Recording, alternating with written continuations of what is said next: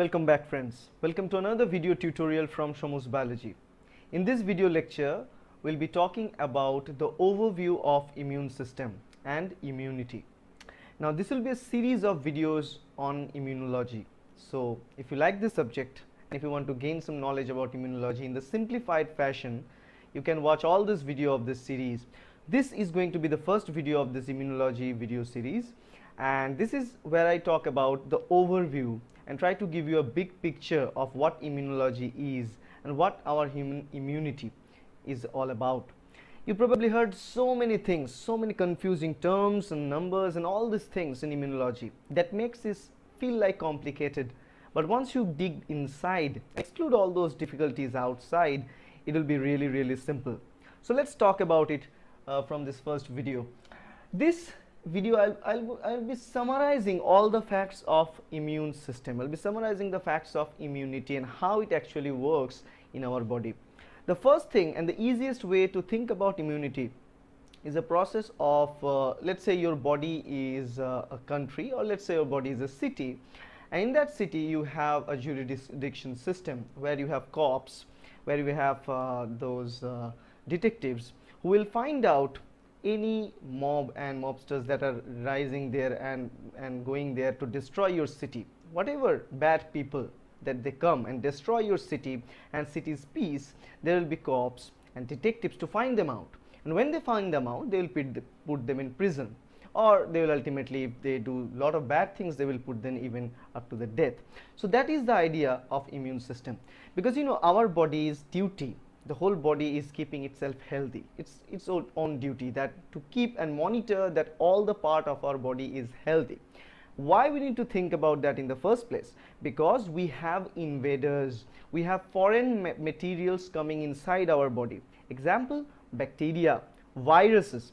They are dangerous. They try to compromise our body's system. They will invade inside our body, into the body cells, destroy the body cells, destroy the components of our body, and ultimately make us sick. And our body is not going to stand in that mode. It's going to protest against that, against bacteria, against virus, against parasites, protozoas, all those different pathogens. So whatever type of pathogen is, our body is prepared to fight against those pathogens, and this immune system is fighting against those pathogens to keep us healthy. Okay, that in a sense is the overview and generalized idea of immunity. Now in immune system you see a lot of terms like innate, adaptive, and all these things like barriers, complement, neutrophils, so many cell names and stuff. Now it might seem confusing, but in a moment we are going to link all those things together to make you realize what we are actually talking about. But from now on, I want to talk to you about a very simple analogy. Now as we know, there are very simple things. Some invaders, they try to infect us and make us sick, and also we try to fight against those invaders. That is the simplified fashion, a simplified manner of thinking of immunity. Now first thing, our body is protected, our body is gated and completely covered with so many different regions, so that those invaders cannot take entry in the first place, right? And those are known as barriers. Our body contains barriers. Barriers, for example, the most important barrier of all, skin. Whole body is covered with the skin, and skin is the largest organ of our body.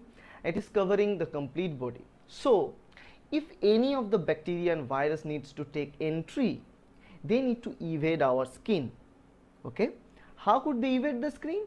If the skin is cut due to some wound or injury, or let's say if any other by any means, so for example vectors like mosquito, if they bite us, in that through that sense they can take entry. So there are different rules, but they actually need to bypass the barrier of skin. So this is one sort of barrier, skin, the most important defense that we have in the primary level.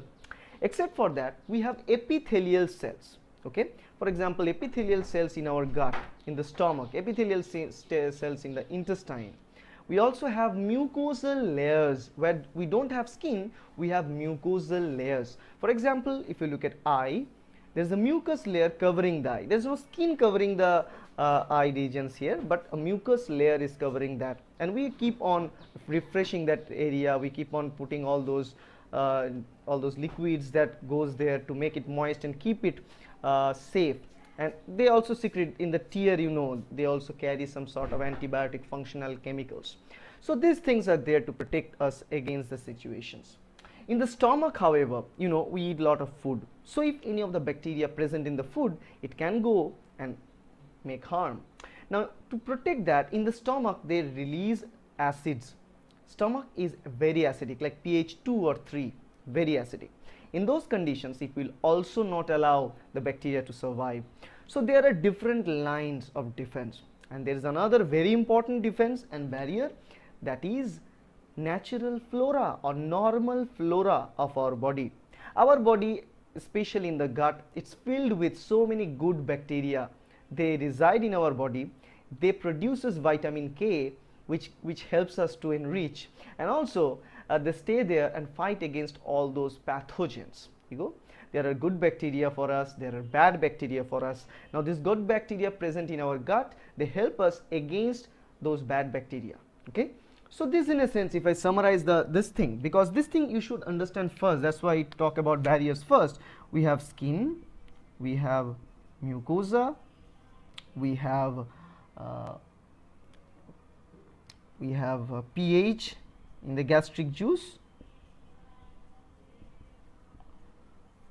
we have normal flora, and we have epithelial cell. So these are all the part of the barrier that is protecting us. Now for any infection to progress, this barrier needs to be destroyed. That is the first thing a pathogen should do. So if it's a bacteria or a virus, it will break them down through the skin, or they can take entry through the skin. Example, bacteria like Staphylococcus, Streptococcus. They can entry through the food, through the gastrointestinal pathway. They can take entry through our mucous layers and mucosal pathway, example Neisseria. So all these things, they need to first compromise, then they can take entry. Now the thing is, our body knows all its flaws. It knows when a bacteria can take entry, from which part they can take entry. So our body is ready for any kind of situation, and it's a very, very important and very intelligent way of handling all those things. So what they know is that they will first break the barrier, the pathogen will take entry. So our body have two different line of defense. One line of defense is those remote cops. That means different cells that are present throughout our body, that are present in our bloodstream, which is circulating around our bloodstream. It is also present in different tissue layers of our body. The job of those cells is, if there is any sort of foreign pathogen invades, they will take them, kill them in the first place. They will not look at anything. They will find them, they will kill them. This is one sort of response. This response is very, very fast. Even they don't care about anything. They just know if there is any pathogen, they need to kill that. That is the response. Okay, so they are roaming throughout our body. So that part of immune system is very important. And there is another part of immune system that is only specific. Let me talk about it. The first type of immune system I talked about, which is always present in our body, and whenever pathogen enters, it will kill it. That is known as the innate immune system, because if we are dividing immunity, the first type we talk about is innate, because in that case, this immunity is always on. It is always on. So there are two types of this innate immunity. In the innate immunity, cells are present across our body, different regions in tissue, in bloodstream. If there is any pathogen, it will kill it. Now there are two types of innate defense mechanism. One type is that it could be always on. That means this defense will be always on. And the example I told you, cells are present in our tissue. If there is a pathogen, it will kill it. Or there could be immediate response, which is not always ready, but if pathogen enters, then our body produces that. Remember the two differences. Some part is always ready in our body, so they keep on producing certain things that is always present in our body to fight against infection. And the examples are barriers. They are always present. Barriers always present in our body, so they don't need to think about that. They are always present to fight against it. There is another thing called complement system. Complement system are not cells, but they are chemical factors that are present in our body. They will target specific pathogen, and as a result of this target, they will create pores in bacteria, and as a result, the bacteria will be killed or will die. So these two things, barriers and complement system, is always present in our body every single time, no matter if there is any pathogen present or not, but they will have all those things ready every time. That means even there is any attack, they will fight against it right at the beginning. That is the idea of innate defense or innate immunity at the very beginning, because they are always on. Now, as for example, I am talking right now, explaining this stuff. Complement is activated in our body. So always it's active in my body, it's active in your body. Barriers are always activated. As I'm talking right now, bacteria are all around us, they're sitting in my skin, but they can't invade due to the skin layer. So this is always on, it's protective. Now there is another mode of immune system which is not always on, but when the bacteria will enter, it will develop very rapidly. For example, there are some cells that are present in our bloodstream which are present there but sitting there, not activated. Whenever there is any bacteria invades or any virus invades, these cells will be activated and they will start doing their job. Example is neutrophils and antigen presenting cells. So let me write them down here. Neutrophils and antigen presenting cell, both are cells. So these two things are cells which are present, but it will be activated when there is any invading agent present in our body. Neutrophil is a part of white blood cell, and all those antigen presenting cells we'll talk about, most of them they are from white blood cells, and some lymphocyte cells we will talk about later. Now among antigen presenting cells we have some examples like we have dendritic cells, okay, we have macrophage in it. So these cells are present, macrophage, dendritic cells, they are always present, but they will become activated, and these cells, macrophage, dendritic cells, even neutrophils, they are phagocytic cells. So let me write phagocyte. Phagocyte means they will engulf other cells, or they will engulf bacteria or invading pathogen. They can engulf things, destroy them down, and they can also take a fragment of this destruction and show them outside as an antigen. They can present the antigen by destroying it. That's why they call antigen presenting cells. We'll talk about all these things in details, but remember, these both things are the part of innate immunity. That means they are present, but some of them are always active no matter when the bacteria is there or not. Some of them only gets activated if there is any pathogen inside our body. This is the part. Now the second part of our immunity is completely different. Now if you look at this part, they don't know what kind of bacteria take entry. They don't even want to know. It might be any type of bacteria, it could be any strain of the virus. They don't know that. They just know it is a pathogen, it is a foreign body, and we need to destroy it. That's the idea. They are not specific. They are broad way of defense.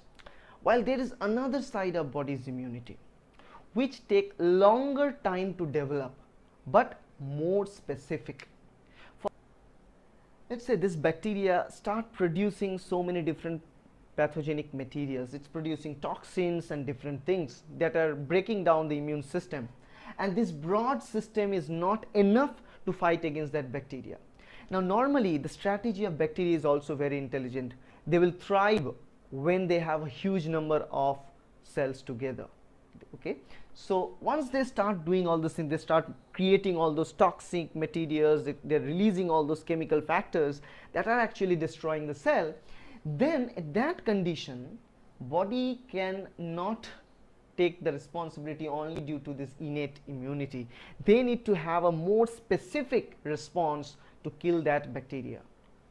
Now that specific response is required for the adaptive immunity. It's called adaptive immunity or acquired immunity. In this case, the immunity is developed once a pathogen enters and showcase its properties, because a pathogen have different types of antigens present. Now those antigens will be indicated, and once they see those antigens, our body, they will start producing specific antibodies against those antigens to specifically destroy those cells, and that antibody response is very specific, though it will take longer time to develop. So that side of immunity is known as adaptive immunity.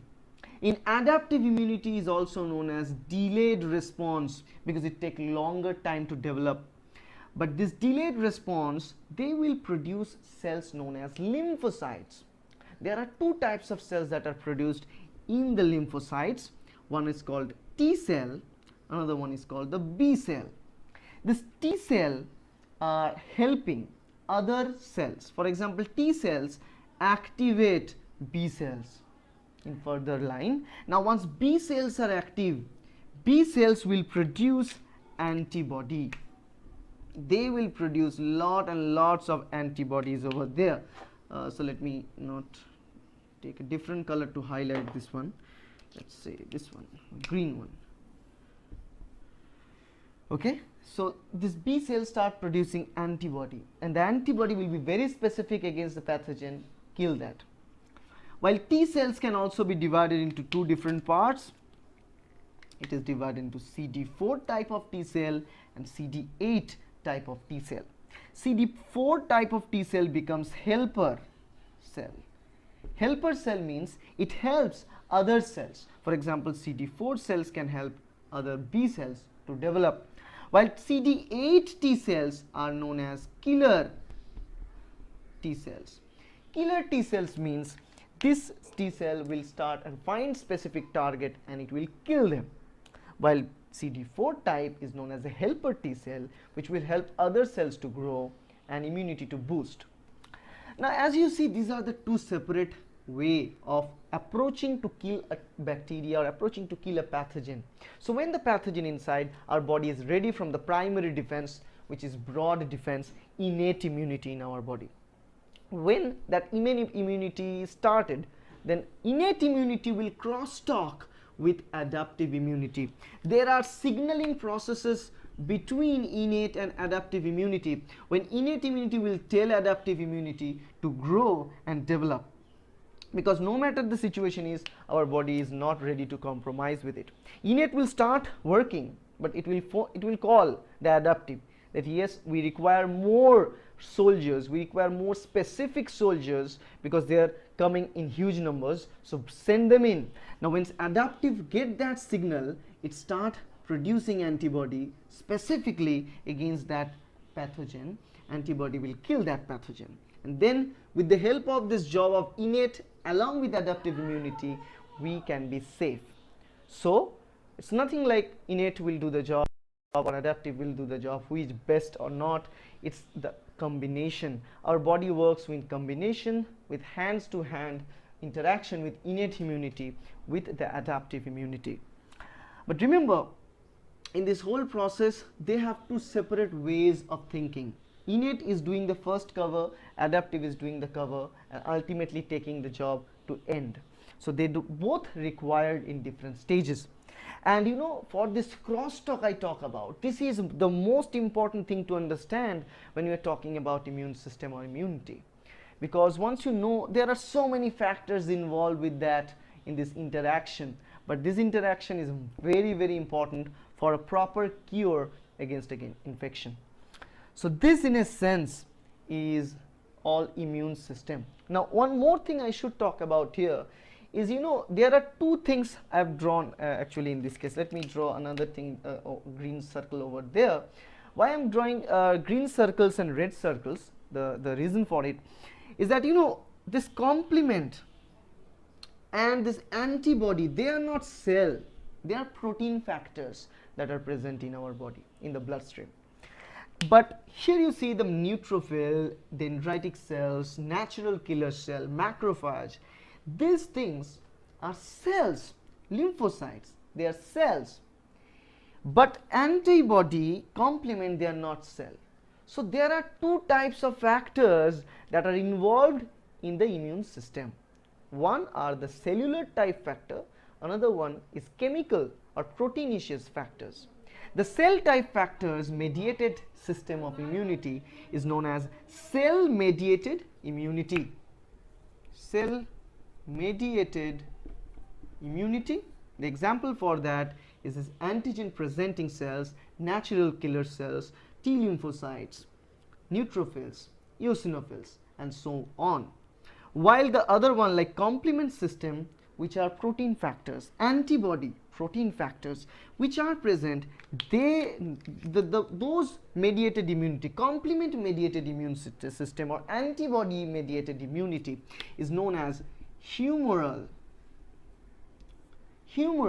immune system or humoral immunity, because they are not the part of the cell in our bloodstream. They're the part of the plasma. They're present in the plasma. Both of this, complement as well as antibody, you will find them in the blood plasma, not in the cellular component. So that, in a sense, is what is innate immunity, what is adaptive immunity, and we also talked about humoral immunity, cell-mediated immunity. So do not confuse with these terms. I hope I'm able to give you an overview of immune system and how it will work.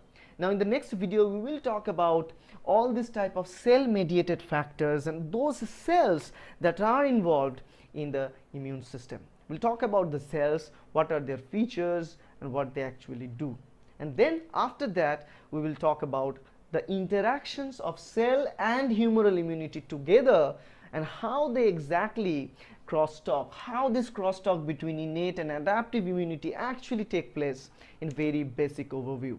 Then we'll talk about the simple stages one at a time in much more details. So stay tuned and watch this whole series throughout. If you like this video, please hit the like button, subscribe to my channel to get more videos like that, and definitely put some comment. Thank you.